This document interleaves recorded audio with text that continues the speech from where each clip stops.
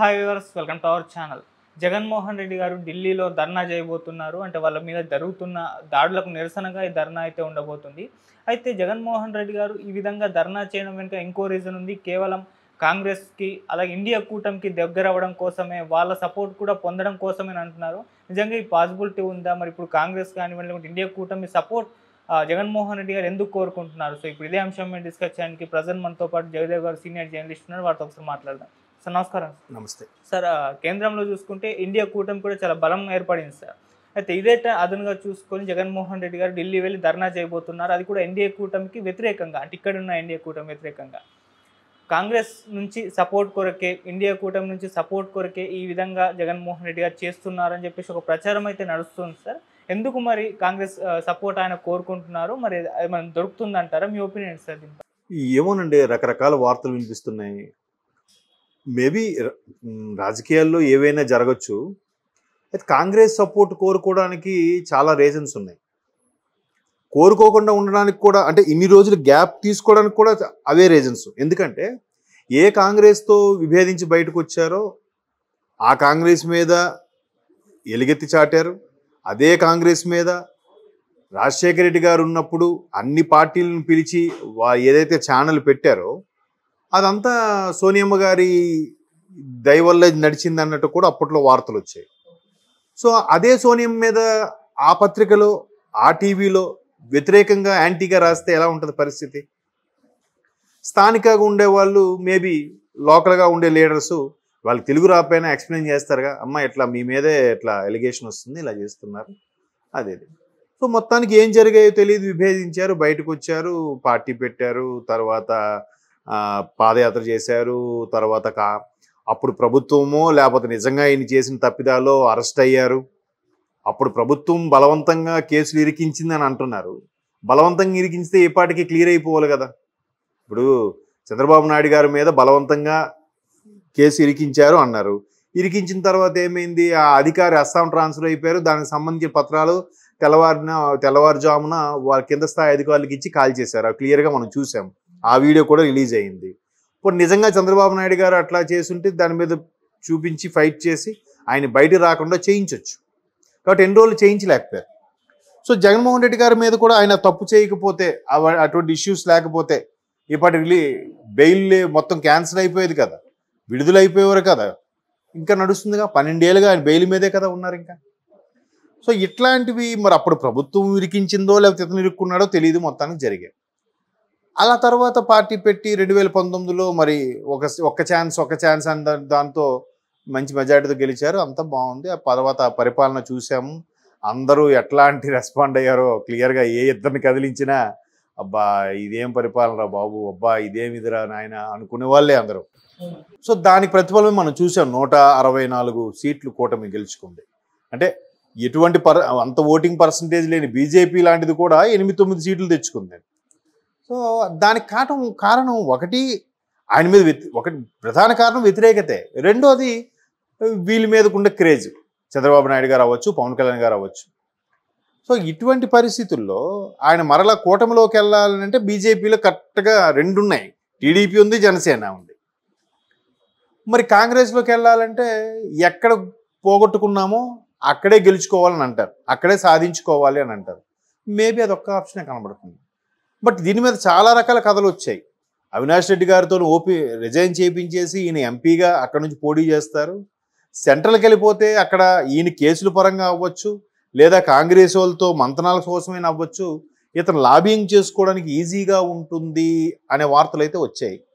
But ఈయన మళ్ళా కాంగ్రెస్లోకి రావాలంటే రాగలడా? వస్తాడా? వస్తే గతంలో జరిగినవన్నీ మాసిపోతాయా, సమస్యపోతాయా?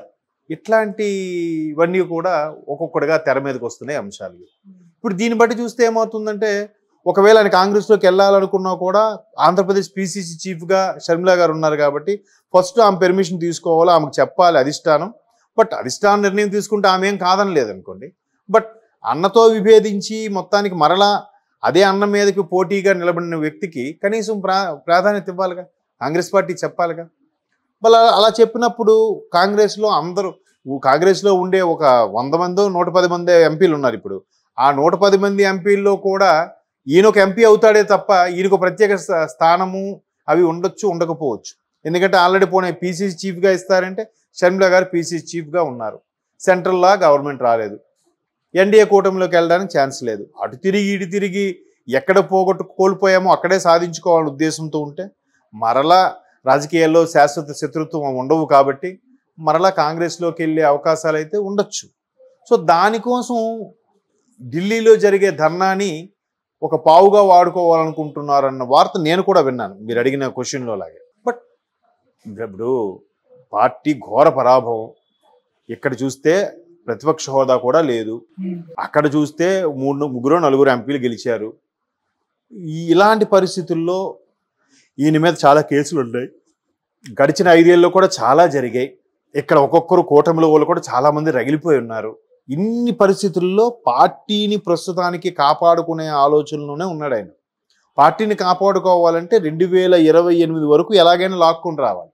28 తర్వాత ఎలాగో 29 ఎలక్షన్స్ ఉంటాయి కాబట్టి 28 మరలా ప్రభుత్వం అటు నుంచి ఇటు జంపింగ్లు గింపింగ్లు ఏవో ఉంటాయి కాబట్టి ఏదో పని మరలా ప్రయత్నం చేయడానికైనా ఛాన్స్ ఉంటుంది. బట్ అంతవరకు పరిస్థితి ఏంటి? గెలిచిన ఇక్కడ 11 మందిలో ఆల్రెడీ 6-7 పక్క చూపులు చూస్తున్నారు. ఎంపీల్లో కూడా ఆఖరికి మిథున్ రెడ్డి గారు లాంటి వాళ్ళు, ఏరి పెద్దిరెడ్డి గారు అబ్బాయి, అతను ఎంపీ, అతను కూడా బీజేపీలోకి వెళ్ళడానికి మొగ్గు చూపుతున్నారన్నట్టు కూడా కొన్ని వార్తలు చూసాం. ఇటువంటి పరిస్థితి నేపథ్యంలో ఆయన ఎంతవరకు ఉంటారు? ఎంతవరకు వ్యక్తుల్ని నాయకుల్ని కార్యకర్తని కాపాడుకోగలడు అనేది క్వశ్చన్ మార్క్. విజయసాయి రెడ్డి గారి అంశం మీద కూడా పెద్ద ఇష్యూ నడుస్తుంది. ఈయన తప్పించడానికే సొంత పార్టీ వాళ్ళే గోతులు తవ్వుతున్నారనే వార్తలు కూడా వస్తున్నాయి. లేదంటే శాంతి ఎవరు, ఈయన ఎవరు, ఈయన ఏజ్ ఎంత, ఆమె ఏజ్ ఎంత, ఎందుకు ఇన్ని పాపం ఆయన అబాండాలు ఎత్తుకోవాల్సి వస్తుంది? అబాండాలా? నేను నిజాలా? పోనీ ఆయన నిజంగా అబాండాలు ఎదుర్కోవాల్సి వస్తే పార్టీ నుంచి మిగతా ఎవరు ఆయన గురించి ఎందుకు ఏం మాట్లాడట్లేదు? ఎక్కడ ఎవరు ఎందుకు స్పందించట్లేదు? ఎవరు ఎందుకు ప్రెస్ మీట్ పెట్టట్లేదు? సో విజయసాయి రెడ్డి లాంటి వ్యక్తిని కూడా తప్పించేస్తున్నారు ఆ పార్టీ నుంచి. రకరకాల మరి అలాంటి కీలకమైన వ్యక్తులు అంటే విజయసాయి రెడ్డి గారు ఒక గ్రేట్ ఆడిటరు, జగన్మోహన్ రెడ్డి గారికి రైట్ హ్యాండు, ఈ నెంబర్ 2 ప్లేసు, ఆయన చాలా మేధావి, ఇన్ని మాట్లాడుకున్న సందర్భంలో అటువంటి వ్యక్తి మీద కూడా బదనాం జరుగుతుంటే ఇంకా వైసీపీ పార్టీ మనుగడకి ప్రశ్నార్థకం అవుతుంది కదా. సో కాపాడుకోవాలి, చేయాలంటే గౌరవంగా విలీనం చేసేయడం, లేదా అలాగా పవన్ కళ్యాణ్ గారి లాగా ఓపికగా ఉండి పార్టీని నడిపించుకోవడం. సో ఇటువంటి పరిస్థితుల్లో పార్టీ మనుగడ అనేది చాలా ఇంపార్టెంట్. కాదుకూడదు అంటే ఎలాగూ రాజశేఖర రెడ్డి గారు కూడా కాంగ్రెస్ ముఖ్యమంత్రిగా అయ్యారు కాబట్టి, షర్మిల కూడా అందులో ఉన్నారు కాబట్టి, ఇప్పుడు ఇతని దగ్గర ఉన్న పార్టీలో చాలామంది కీలక మీద ఒకప్పుడు కాంగ్రెస్లో చేసిన వాళ్ళే కాబట్టి మరలా ఆ ఈజీ ర్యాపో ఉంటే ఉండొచ్చు కాక అందుకు ఆయన కాంగ్రెస్ మొగ్గు చూపుతున్న వార్తలు వస్తున్నాయి. అది కూడా నిజం అయ్యుండొచ్చు.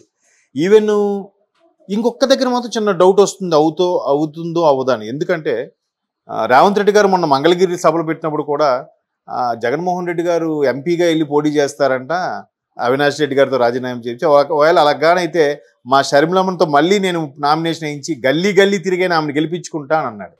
అంటే మొత్తానికి ఆయన సెంట్రల్ వైపు వెళ్ళే ఆలోచన అయితే ఆల్మోస్ట్ ఆల్ ఉంది. ఎక్కడో ఆ లీడ్ బయటికి రాకపోతే ఒక ముఖ్యమంత్రి స్థాయి వ్యక్తి రేవంత్ రెడ్డి గారు ఆ మాట అంటారు కదా.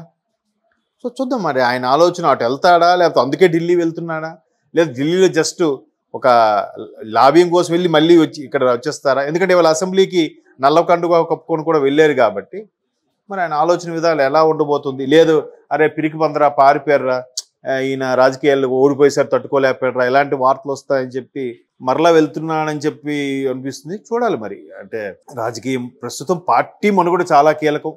అతని మనుగడ అంటే వేరే పార్టీలోకి షిఫ్ట్ అయిపోయి నడుస్తుంది. బట్ పార్టీ మనుగడ అనేది చాలా ఇంపార్టెంట్. దాన్ని నమ్ముకొని చాలా మంది ఉన్నారు కాబట్టి చూద్దాం మరి ఆయన నిర్ణయం ఎలా ఉండబోతుంది అన్నది. Thank you so much.